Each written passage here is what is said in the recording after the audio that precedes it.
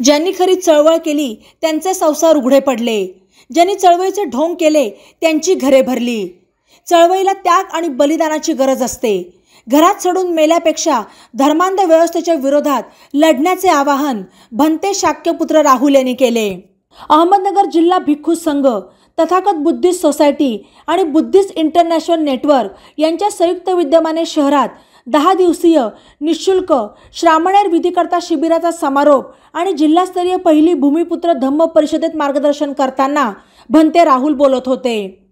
यावेळी Buddhist international नेटवर्कचे राष्ट्रीय अध्यक्ष प्राध्यापक डॉक्टर विलास खरात, भंते सचित बोधी, तथागत बुद्धिस्ट सोसायटीचे अध्यक्ष संजय कांबळे, संस्थेचे कायदे सल्लागार ॲडव्होकेट संतोष गायकवाड, सुनील पंडित, प्रवीण साळवे, मेहर भिंगारदिवे, डॉक्टर सीता भिंगारदिवे, संध्या मेढे, माया जाधव, गौतमी भिंगारदिवे, अशोक बागुल आदींसह उपासक उपासिका उपस्थित होते।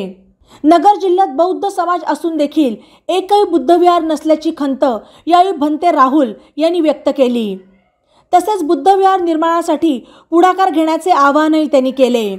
2021 पासून दरवर्षी उन्हाळी श्रामणेर शिबिर घेण्यात आले असल्याचे भंते सचित बोधी यांनी सांगितले। श्रामणेर संस्कृती जपल्याने पुढे जाऊन देशाची प्रगती होणार असल्याचेही त्यांनी नमूद केले।